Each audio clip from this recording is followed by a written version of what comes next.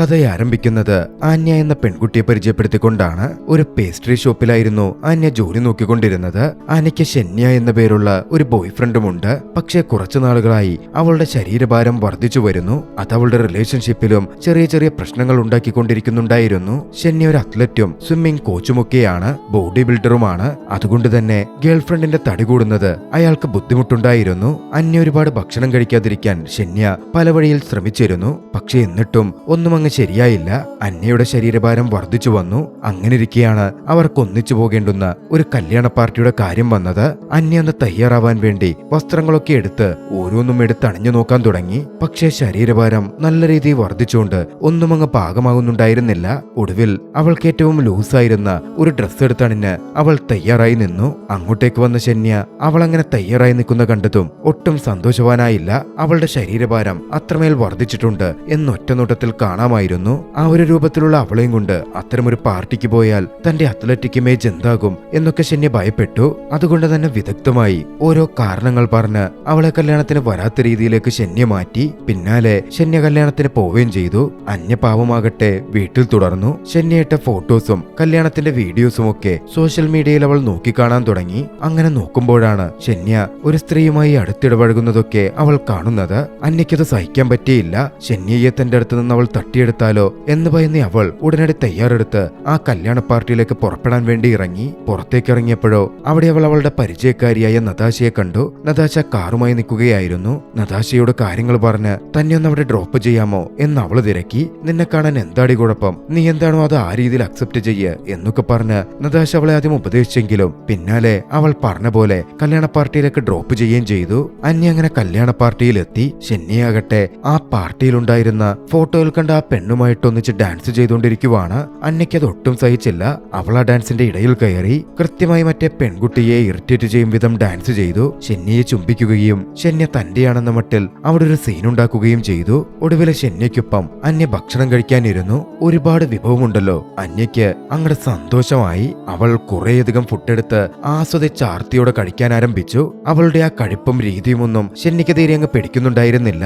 ഇതേസമയം അന്യ അവനോട് ചോദിച്ചു, എന്തിനാ പെൺകുട്ടിക്കൊപ്പം അങ്ങനെ ഡാൻസ് കളിച്ചെന്നൊക്കെ. ആദ്യം ഞങ്ങളൊരു ഗ്രൂപ്പായിരുന്നെന്നും അങ്ങനെ ഡാൻസ് കളിച്ചതാ, ഫോട്ടോ എടുത്തതാ എന്നൊക്കെ ഷെന്യ പറയാൻ ശ്രമിച്ചെങ്കിലും അവളുടെ കഴിപ്പ് കൂടി കണ്ടപ്പോ ഒട്ടും സഹിക്കാൻ വയ്യാതെ ഉള്ള കാര്യം അവൻ പറഞ്ഞു. നമുക്ക് ബ്രേക്കപ്പ് ചെയ്യാം, ഇതിങ്ങനെ മുമ്പോട്ട് പോകുമെന്ന് തോന്നുന്നില്ല. നീ ഇപ്പൊ പണ്ടുണ്ടായിരുന്ന പോലൊന്നുമല്ല കാണാനിരിക്കുന്നത്. അതൊക്കെയായതും അന്യാകെ വല്ലാതായി പോയിരുന്നു. ഈ സമയമാണെന്ന് വിവാഹം കഴിഞ്ഞ് പെണ്ണും ചെക്കനും അങ്ങോട്ടേക്ക് വന്നത്. അന്യയെ കണ്ടതും പെണ്ണൊരു കമന്റും പാസാക്കി, നന്നായി തടിച്ചിട്ടുണ്ടല്ലോ, എന്താ നീ ഗർഭിണിയാണോ എന്നായിരുന്നു ആ പെണ്ണ് ചോദിച്ചത്. അതുകൂടി ആയപ്പോ അന്യ ആകപ്പാടെ തകർന്നു. ഏറെ ദുഃഖിതയായി അവൾ അന്ന് നേരെ പോയത് തന്റെ അമ്മ വീട്ടിലേക്കായിരുന്നു. അമ്മയുടെ വീട്ടിലേക്ക് അവൾ എത്തുമ്പോ അമ്മ ഒരു ഡേറ്റിലായിരുന്നു. അമ്മയുടെ ബോയ് ഫ്രണ്ടും അവിടെ ഉണ്ടായിരുന്നു. അവൾ എത്തിയതും ബോയ് ഫ്രണ്ട് അവിടെ നിന്ന് പോയി അന്യമ്മയോട് സംസാരിച്ചു. തന്റെ ബോയ് ഫ്രണ്ട് തന്നെ ബ്രേക്കപ്പ് ചെയ്ത കാര്യവും താൻ തടിവെച്ച കാര്യവും ഒക്കെ അന്യ പറഞ്ഞതും അമ്മയും അവള് തടിവെച്ചല്ലോ എന്ന മട്ടിലായിരുന്നു സംസാരിച്ചത്. അതുകൂടി ആയപ്പോ അന്യ ഒന്നുകൂടി ഹർട്ടായി. അന്ന് രാത്രിയിൽ അവൾ അവിടെ തങ്ങുമ്പോ തന്റെ പഴയ ഫോട്ടോസൊക്കെ അവൾ എടുത്തു നോക്കുന്നുണ്ട്. സ്ലിമ്മായിരുന്ന താൻ എത്രത്തോളം തടിവെച്ചു എന്നതൊക്കെ കണ്ടതും അവൾക്ക് വല്ലാത്ത ദുഃഖം തന്നെ അനുഭവപ്പെട്ടു. ബോയ് ഫ്രണ്ടും അവളും ഒന്നിച്ചായിരുന്നല്ലോ താമസിച്ചിരുന്നത്. ഇനിയിപ്പോ അങ്ങോട്ടേക്ക് പോവാൻ പറ്റില്ല. ജോലിയുള്ളിടത്തേക്ക് തിരിച്ചു പോയാ താമസിക്കാനും ഇടമില്ല. എന്ത് ചെയ്യുമെന്നൊക്കെ ആലോചിച്ച് അവളാകെ വല്ലാതിരുന്നപ്പോ അവളുടെ കൂട്ടുകാരി നതാശയുടെ കോൾ വന്നു. നിനക്ക് വേണമെങ്കിൽ എന്റെ ബാൽക്കണിയിലെ ബെഡ് സ്പേസിൽ തങ്ങാം എന്നായിരുന്നു നതാശ പറഞ്ഞത്. അന്യക്ക് സമാധാനമായി. അടുത്ത ദിവസം തന്നെ നതാശയുടെ അടുത്തേക്ക് അന്യ പുറപ്പെട്ടു ചെന്നു.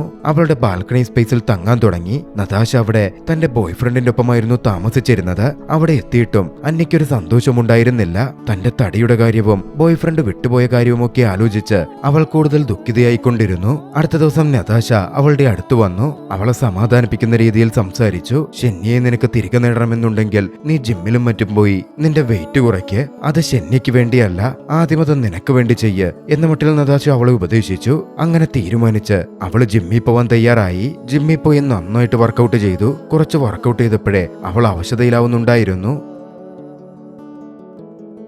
അന്ന് ജിമ്മിലാണെങ്കിലും കുറച്ച് മണ്ടത്തരമൊക്കെ അവൾ കാണിക്കുന്നുമുണ്ട്. ജിമ്മിലെ വർക്കൗട്ട് കഴിഞ്ഞ് അവശതയായതും നല്ല രീതിയിൽ ഫുഡ് കഴിക്കാൻ അവൾക്ക് തോന്നി. അവൾ നേരെ നതാശ വർക്ക് ചെയ്യുന്ന അതേ റെസ്റ്റോറന്റിലേക്കായിരുന്നു കയറി ചെന്നത്. അവിടെ എത്തി വലിയൊരു മീല് തന്നെ ഓർഡർ ചെയ്ത് കഴിക്കാൻ തുടങ്ങി, അതും ഫാസ്റ്റ് ഫുഡ്. അത് കണ്ടതും നതാശയ്ക്ക് നല്ല ദേഷ്യം വന്നു. അവൾ വന്ന് ആ ഫുഡ് പിടിച്ചു വാങ്ങി നേരെ വേസ്റ്റിൽ കൊണ്ട് തട്ടി അവളെയും വിളിച്ച് പുറത്തേക്ക് ഇറങ്ങി വഴക്കുണ്ടാക്കാൻ തുടങ്ങി. ഇങ്ങനെ ഫുഡ് കഴിക്കാനാണെങ്കിൽ പിന്നെ നീ ജിമ്മിൽ പോണെന്തിനാ? നിന്റെ തടി കുറയ്ക്കണമെന്നല്ലേ നീ പറഞ്ഞേ, എന്നിട്ട് ഇങ്ങനാണോ കാണിക്കുന്നേ എന്നൊക്കെ ചോദിച്ചായിരുന്നു നതാശയുടെ വഴക്ക് പറയൽ. അപ്പോഴും അവൾ കയ്യിലുള്ള സോഫ്റ്റ് ഡ്രിങ്കും കുടിച്ചുകൊണ്ടിരിക്കുവാണ്. അത് കൊണ്ടുപോയി കളയുന്നുണ്ടോ എന്ന് നതാശ ദേഷ്യപ്പെട്ടപ്പോ അവൾ അത് കൊണ്ടു കളയാൻ പോയി. പക്ഷേ കൊണ്ട് കളയുന്നതിന് മുമ്പും അത് തീർത്തും കുടിച്ചിട്ടായിരുന്നു അവളത് ഉപേക്ഷിച്ചത്. അന്നത്തെ പണിയൊക്കെ കഴിഞ്ഞ് സന്ധ്യയിൽ എല്ലാവരും ഉറങ്ങാൻ കിടന്നു. രാത്രി കിടന്നിട്ട് അന്യക്കാണെങ്കിൽ ഉറക്കവും വരുന്നില്ല, വിശന്നിട്ടും പാടില്ല. നതാശയും ബോയ് ഫ്രണ്ടും മുറിയിലാണല്ലോ, അവരറിയില്ലല്ലോ എന്ന് കരുതി പതിയെ എഴുന്നേറ്റിയവൾ നതാശയുടെ ഫ്രിഡ്ജ് തുറന്നു. അതിൽ നിന്ന് ഫുഡ് എടുക്കാൻ ശ്രമം നടത്തി. പക്ഷേ നതാശ അത് പ്രതീക്ഷിച്ചിരുന്നു. അന്യയെ അവൾ കൈയോടെ പിടികൂടി അത്യാവശ്യം നല്ല രീതിയിൽ അവളെ ശകാരിക്കുകയും ചെയ്തു. അടുത്ത ദിവസം മുതൽ താൻ വർക്ക് ചെയ്യുന്ന പേസ്ട്രി ഷോപ്പിലേക്ക് അന്യ ജോലിക്ക് പോയി തുടങ്ങി. അവിടാണെങ്കിൽ അവളുടെ ചുറ്റിലും എപ്പോഴും ഫുഡാണ്. ആദ്യമൊക്കെ പിടിച്ചു നിൽക്കാൻ അവൾ ഒരുപാട് കഷ്ടപ്പെട്ടു. കുറെ നേരം അവൾ പിടിച്ചു നിന്നു. പക്ഷേ ഒരു കേക്ക് ഉണ്ടാക്കിയപ്പോ ആ കേക്ക് കണ്ടിട്ട് അവൾക്കങ്ങ് സഹിക്കാൻ പറ്റുന്നില്ല.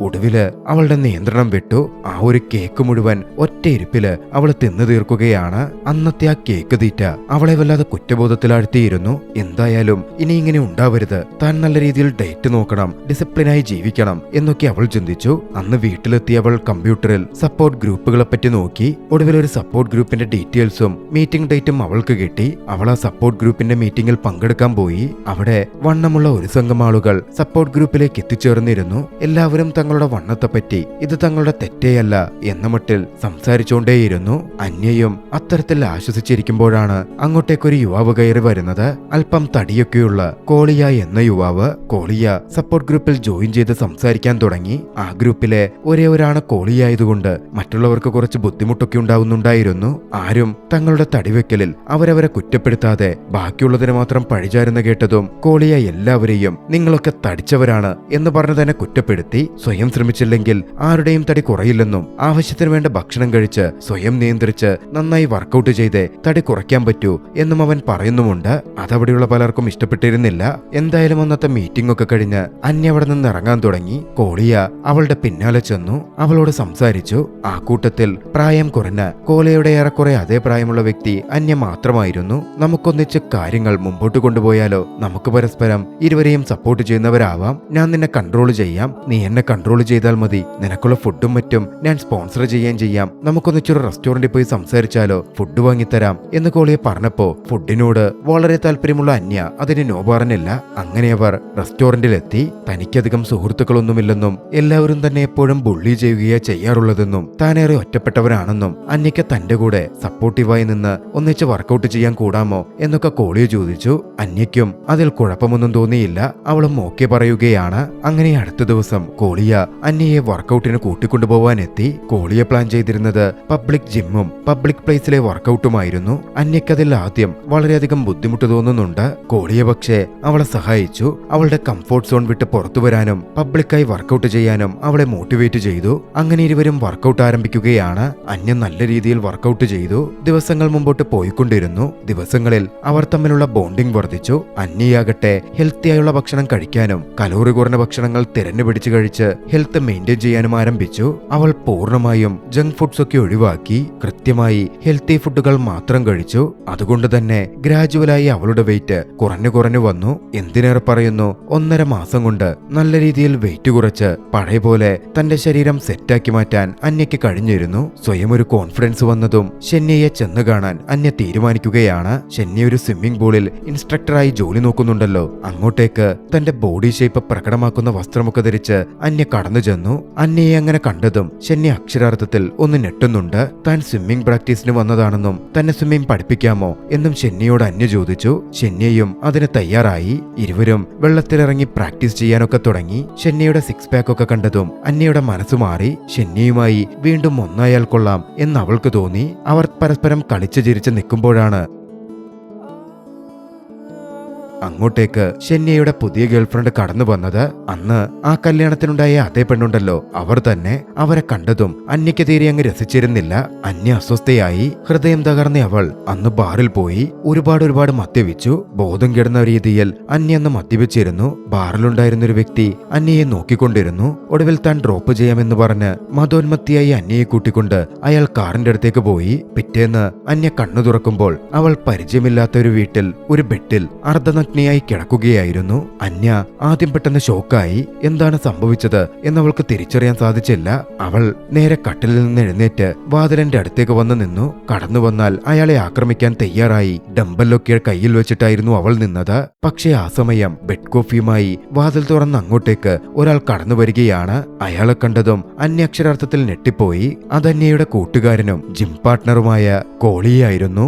എന്താ സംഭവിച്ചത്, താനെങ്ങനെ ഇവിടെ വന്നു എന്നന്യ കോളിയോട് ചോദിച്ചു. അവൻ പറഞ്ഞു, ഇന്നലെ ബാറിൽ നിന്ന് നിന്നെ ആരോ കടത്തിക്കൊണ്ടുപോവാൻ നോക്കുവായിരുന്നു. കൃത്യസമയത്താ ഞാൻ അങ്ങോട്ടേക്ക് വന്നത്. ഞാൻ അയാളോട് സംസാരിച്ച് ഒരു പ്രശ്നമൊക്കെ ഒഴിവാക്കി നിന്നെ അവിടുന്ന് കൂട്ടിക്കൊണ്ടുവരികയായിരുന്നു. അന്യ അന്ന് കോളിയയോട് നന്ദി പറഞ്ഞു. കോളിയെ കാണിക്കുന്ന സ്നേഹത്തിനും മറ്റും അവൾക്കവനോട് വളരെ വലിയ ബഹുമാനവും സ്നേഹവും തോന്നി. കോളിയ അന്ന് അന്യെ ഉപദേശിച്ചു, നീ നിന്റെ എക്സിന്റെ കാര്യമൊക്കെ മറന്നുകള. നീ നിന്റെ ലൈഫിലും നിന്റെ സ്വന്തം ശരീര സൗന്ദര്യത്തിലും കോൺഫിഡന്റ് ആയി നിൽക്ക്. നിന്നിൽ നിനക്ക് വിശ്വാസമുണ്ടെങ്കിൽ എന്നും നല്ലതേ വരൂ. അന്യ ആ ഉപദേശമൊക്കെ കേട്ടെങ്കിലും അതുകൊണ്ടൊന്നും അവളുടെയുള്ള തണുത്തിരുന്നില്ല. അന്നവൾ തന്റെ അമ്മയെ കാണാൻ പോയി. വീട്ടിലെത്തി അമ്മയ്ക്കടുക്കൽ തന്റെ ബോയ്ഫ്രണ്ട് തന്നെ വിട്ടുപോയതിനെ പറ്റിയും നടന്ന കാര്യങ്ങളെപ്പറ്റിയുമൊക്കെ വേദനയോടെ അവൾ പറഞ്ഞു. ആ സമയമാണ് അമ്മയുടെ മറുപടി വന്നത്. നിന്റെ കുട്ടിക്കാലത്തെ ട്രോമ നിനക്കുണ്ട്. ഞാനും നിന്റെ അച്ഛനും വഴക്കുണ്ടാക്കി ഞങ്ങൾ പിരിഞ്ഞത് നീ കൺമുമ്പേ കണ്ടതാണല്ലോ. അതുകൊണ്ടാ നീ നിന്റെ ബോയ്ഫ്രണ്ടിനെ വിട്ടുകളയാനും വലിയ തോതിൽ മടിക്കുന്നത്. അവനെ തിരിച്ചു കിട്ടണമെന്ന് നീ ഇത്രയധികം വാശി പിടിക്കുന്നത്. അത് കേട്ടതും അത് ശരിയാണോ എന്ന മട്ടിൽ അന്യയ്ക്ക് തോന്നി. ഉപേക്ഷിച്ചുപോയ അച്ഛനിപ്പോ എവിടുണ്ട് അറിയാമോ എന്നവൾ അമ്മയോട് ചോദിച്ചു. ഇല്ലെന്നായിരുന്നു അമ്മ പറഞ്ഞത്. പക്ഷേ അവൾ നിർബന്ധിച്ചപ്പോ അച്ഛന്റെ അഡ്രസ്സും മറ്റും കൊടുക്കാൻ അവളുടെ അമ്മ തയ്യാറായി. അച്ഛനെ നേരിട്ട് ചെന്ന് കാണാൻ അന്യ അതോടെ ചിന്തിക്കുകയാണ്. ആരും ഇപ്പോൾ തന്നെ സപ്പോർട്ട് ചെയ്യുന്നില്ല. അച്ഛനെങ്കിലും തന്നെ സപ്പോർട്ട് ചെയ്താലോ, തന്റെ കൂടെ നിന്നാലോ എന്നൊക്കെ ആ നിമിഷം അന്യയ്ക്ക് തോന്നിയിരുന്നു. പക്ഷെ അവിടെ നിന്നും ഏകദേശം 5 മണിക്കൂർ നേരത്തെ ഡ്രൈവ് ഉണ്ട് അച്ഛന്റെ ഇടത്തേക്ക് പോകാൻ. ഒറ്റയ്ക്ക് എത്ര ദൂരം ഡ്രൈവ് ചെയ്യണമല്ലോ എന്ന കാര്യം ആലോചിച്ചപ്പോ അന്യയ്ക്കൊരു മടുപ്പ് തോന്നി. അതുകൊണ്ട് തന്നെ കോളിയയെ സഹായത്തിന് അന്യ വിളിച്ചു. കോളിയാണെങ്കിൽ അന്യയോടുള്ള സ്നേഹത്തിന്റെ പുറത്ത് സന്തോഷത്തോടെ വരികയും ചെയ്തു. അവരങ്ങനെ അന്യയുടെ അച്ഛന്റെ വീട് ലക്ഷ്യമാക്കി യാത്ര ചെയ്യുകയാണ്. നീണ്ട യാത്രയായിരുന്നു. ഇതിനിടയിൽ കോളി എത്രമാത്രം അന്യയെ സ്നേഹിക്കുന്നുണ്ട് എന്നവന്റെ പ്രവൃത്തികളിൽ നിന്നും വ്യക്തമായിരുന്നു. കോളിയും അന്യയും ഒന്നിച്ച് യാത്ര ചെയ്തു. അവർക്കിടയിലെ സൗഹൃദവും വളരെ വലിയ തോതിൽ വർദ്ധിക്കുകയും ചെയ്തു. അങ്ങനെയൊടുവിൽ അച്ഛന്റെ ഇടത്തേക്ക് അന്യ എത്തിച്ചേരുകയാണ്. പക്ഷെ താൻ പ്രതീക്ഷിച്ച പോലൊരു ഗ്രീറ്റിംഗ്സ് ഒന്നുമായിരുന്നില്ല അന്യയ്ക്ക് അവിടുന്ന് കിട്ടിയത്. അവൾ അങ്ങോട്ടേക്ക് വന്നതിൽ അച്ഛന്റെ മുഖത്ത് വലിയ സന്തോഷമൊന്നും കണ്ടതുമില്ല. എന്തായാലും അവരൊന്നിച്ചിരുന്ന് സംസാരിക്കുകയും ഭക്ഷണം കഴിക്കുകയും ഒക്കെ ചെയ്തു. അവളുടെ അച്ഛനപ്പോൾ അവിടെ പുതിയ ഗേൾഫ്രണ്ടും മറ്റുമായി ജീവിക്കുകയാണ്. അവർക്ക് താമസിക്കാൻ അച്ഛനെന്ന് കൊടുത്തത് ഒരു വുഡ് ഹൗസ് ആയിരുന്നു. താൻ കൊണ്ടുവന്നിരുന്ന അച്ഛന്റെ പ്രിയപ്പെട്ട പഴയ ജാക്കറ്റ് വീട്ടിലുണ്ടായിരുന്നത് അന്യ അച്ഛനെ കൊടുക്കുകയും ചെയ്തു. പക്ഷെ നല്ല റെസ്പോൺസ് ഒന്നും അവൾക്ക് കിട്ടിയതുമില്ല. അച്ഛനോട് നല്ല രീതിയിൽ അടുപ്പം കാണിക്കാനും അടുക്കാനും അവൾ ശ്രമിച്ചെങ്കിലും അവർക്കിടയിലുള്ള അകലം അത്തരത്തിൽ തന്നെ നിലകൊണ്ടുപോന്നു. അന്ന് രാത്രിയിൽ ഒരു സംഗതി നടന്നു. അന്യയുടെ കയ്യിൽ നിന്ന് അബദ്ധത്തിൽ ഒരു ക്യാൻഡിൽ മറിഞ്ഞ് അവൾ താമസിച്ച ആ വുഡ് ഹൗസിന് തീപിടിച്ചു. അവളോടുത്ത ടർക്കിയിലും തീപിടിച്ചിരുന്നു. അവളോട് പുറത്തു ചാടി. ഇതേ സമയം അങ്ങോട്ടേക്ക് ഓടിയെത്തിയ അവളുടെ അച്ഛൻ മകളുടെ ടർക്കിയിൽ തീപിടിച്ചതുപോലും ശ്രദ്ധിക്കാതെ വീടിന് തീപിടിച്ചതിന് അന്യയെ ചീത്ത പറഞ്ഞ് അതണയ്ക്കാനുള്ള ശ്രമത്തിലായിരുന്നു. അങ്ങോട്ടേക്ക് ഓടി വന്ന കോളിയായിരുന്നു അവളുടെ ടർക്കിയിലെ തീയൊക്കെ അണച്ച് അന്യയെ രക്ഷപ്പെടുത്തിയത്. അന്യയുടെ അച്ഛന്റെ ആ പ്രവൃത്തി കോളിക്ക് തീരെ അങ്ങ് രസിച്ചില്ല. കോളി അതിന്റെ പേരിൽ അന്യയുടെ അച്ഛനെ വലിയ തോതിൽ ശകാരിച്ചു. സ്വന്തം മകളുടെ ജീവന്റെ കാര്യം നോക്കാണ്ട് വീടിന്റെ കാര്യം നോക്കിയ നിങ്ങളൊക്കെ ഒരു അച്ഛനാണോടോ എന്നുവരെ ആ ദേഷ്യത്തിൽ കോളി ചോദിച്ചു. നിങ്ങളോട് അടുപ്പം കാണിക്കാനും നിങ്ങളെ തിരക്കിയുമൊക്കെയാ അവൾ എത്ര ദൂരം വന്നത്, എന്നിട്ട് നിങ്ങൾ അവളോട് ഒരു അറ്റാച്ച്മെന്റ് പോലും കാണിക്കുന്നില്ലല്ലോ എന്ന് ദേഷ്യത്തോടെയൊക്കെ അന്ന് കോളിയെ സംസാരിച്ചു. അന്ന് രാത്രിക്ക് രാത്രി അവർ അവിടം വിട്ടിറങ്ങി. കൊണ്ടുപോയ വസ്ത്രങ്ങളോ ഒന്നും എടുത്തിരുന്നില്ല. തന്റെ വസ്ത്രമായിരുന്നു അന്യയ്ക്ക് ധരിക്കാൻ കോളി ഊരിക്കൊടുത്തത് പോലും. അവളുടെ അമ്മയുടെ വീട്ടിൽ കോളി എന്ന് അവളെ ഡ്രോപ്പ് ചെയ്തു. വീട്ടിലേക്ക് കയറാൻ നേരം അവൾ പറഞ്ഞു, കോളി ഈ ഡ്രസ്സ് കൊണ്ടുപോവണ്ടേ, അത് കുഴപ്പമില്ല, സാവധാനം തന്നാ മതി, ഞാൻ കാറിലല്ലേ പോകുന്നേ എന്നായിരുന്നു കോളിയുടെ മറുപടി. കോളി തനിക്ക് വേണ്ടി ചെയ്ത സഹായങ്ങളൊക്കെ ഓർത്തപ്പോ അന്യയ്ക്ക് അവനോട് വലിയ സ്നേഹം തോന്നിയിരുന്നു. അവന്റെ നെറ്റിയിൽ അവൾ ഒരു ചുംബനം കൊടുത്തു. കോളിക്ക് ലോകം ജയിച്ച സന്തോഷമായിരുന്നു.